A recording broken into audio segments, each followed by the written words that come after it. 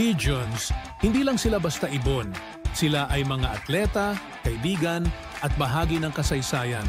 Ako si Jaime Lim at welcome sa Pigeon Talk 101. Sabong, you need a big space, malaki, malaking maintenance cost. So marami nagsiship na sa Kalapate. And di ka mapagsugal na every week. Yes. May season lang ang Kalapate. Unlike sa manok, araw-araw pwede ka magsabong, maubusan ka dyan. Saka mahirap manalo sa sabong. Ang daming magagaling na.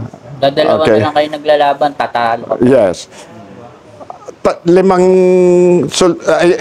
manok, 3 panalo, 2 talo. Talo ka pa. Correct. Maintenance pa lang.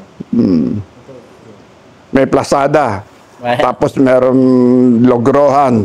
Tapos meron pang mga amuyog. Talo ka na, dami nakabuntot sa'yo. Ano naman po yung Tito Jaime, tawag. No problem. Ano po yung ma-advise niyo po dun sa mga gusto pong subukan yung larangan ng pagkakalapati dito sa Pilipinas? Kasi nasabi niyo po kanina na tumataas yung popularity ng pagkaalaga ng pigeon dahil nga po kahit maliit lang na space pwede. Kasi may nananalo nga po yung bulungan ng lovebirds, nananalo ng mga overall champion. So pwedeng sabihin mo, ma-advise? Alam mo lang, dami ko alaga ng hayop. Halos lahat meron ako. Sumasali ko ng show. Koi, sumasali ko ng show. Leopard gecko, sugar glider, ibon, chicken. Halos lahat ng alaga ko meron. I would advise na dito na lang kayo maglaro sa Kalapate. Ito lang pinaka-fair. Even sa manok. Alam mo, sentensyador, madaya rin Pag malaki mag-tip yung kalaban, tapos yung pulok, alam mo na. Karyo. Karyo. Saka yung distance, daming daya dyan. Sa Kalapate, especially sa peche, pag talo ka, super, talo eh. Wala intriga, ibang kwan, ang dami intriga. Yung mga benediction lang natin, ang dami reklamo. No? Pero pag foreign judge, wala na. So I would advise the best sport to go into is Kalapate. And of all my animals, lahat ng alaga ko, pinakasaya sa akin Kalapate dahil nandito sa bahay ko. So I can spend more time sa Kalapate unless may ibang hayop ko. Once a week lang makapunta ko sa farm, dito mas enjoyable ako. Pag hinarap sa akin, isasalat mo lang araw-araw, chinecheck, ang sarap. Pag hinihipo mo lang, no? Sir, may gusto ako itanong eh. Okay, go. Siyempre tayo, to experience. Ano ba yung, kasi minsan pupunta tayo sa isang loob, di natin alam kung anong bloodline. Pero pag hinawakan mo yung ibon, sir, ano ba yung hinahanap characteristic? Bigyan mo kami ng tip kasi mas sarap magsalat ng mga apple body, right? Yes. Pero definitely is not apple body ang magpa-perform Louis Chu, ayaw niya ng apple body. Gusto niya bangka. Bangkain. Ang sa akin, whichever. Bangkain siya, bilog, pedigree ako Basta performing yung line, I have my winning line. So yung winning line na yan, I breed sa sila. Tapos outcross among the winning lines.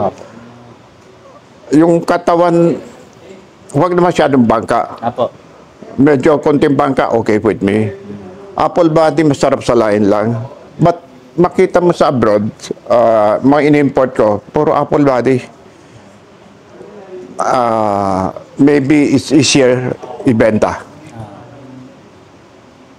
But for me, hindi kailangan apple body. Performance. Basta performance. And about eye sign, hindi ako kontra sa eye sign. Ang sasabihin ko lang, hindi ako marunong tumingin ng eye sign.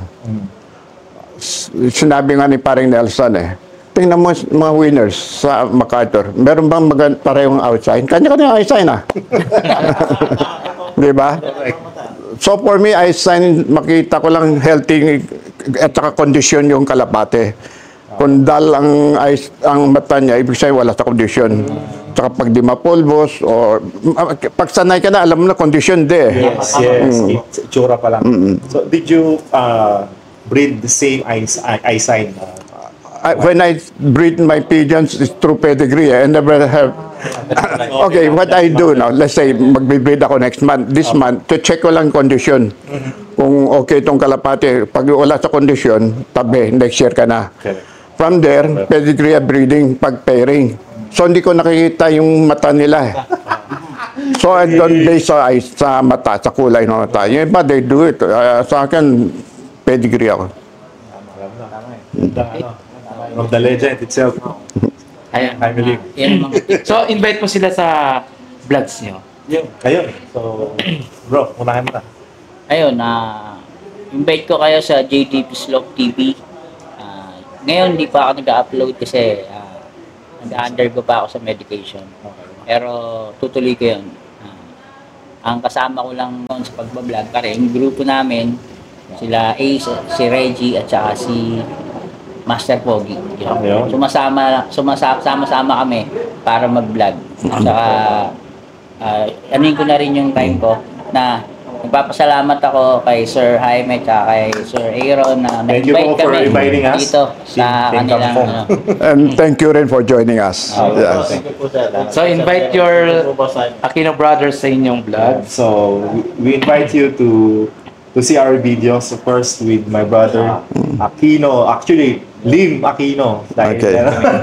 Tito Jaime. So, Ace Aquino Vlogs. Panoodin niyo po ako sa Facebook or TikTok. Makikita niyo po yan. At supportahan niyo ang lahat ng mga vlogger na mga kalapati dito sa buong Pilipinas. Of course, itong ginagawa natin Pigeon Talk with Jaime Lim. Tito Jaime Lim. Sir Jaime. And of course, kay Sir Aaron. Thank you for, of course, again, for inviting us. Naimbitahan din kami through Sir Reggie Cruz. Kaya kami actually, ang pangalan ng grupo namin is Team Kangkong o Trompang Kangkong. Hindi namin alam ba't Kangkong. Tanungin niyo po kasi. Baka maraming kangkong doon sa doon taniman. Okay na. Yan. Magkasama kami. Na kami sa Trompang. Again, so another day. So nakatapos po ulit tayo ng isa pang session ng ating Pigeon Talk One-on-One with Boss Jaime Lim. So papasalamat again kami sa aming mga Thank you. Tito Jaime. Thank you so much. Thank you. Thank you so much. Thank you, sir. Thank you so much. Salamat. Ayan.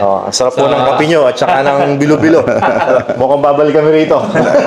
Picture tayo na. Pigeons, hindi lang sila basta ibon. Sila ay mga atleta, kaibigan, at bahagi ng kasaysayan.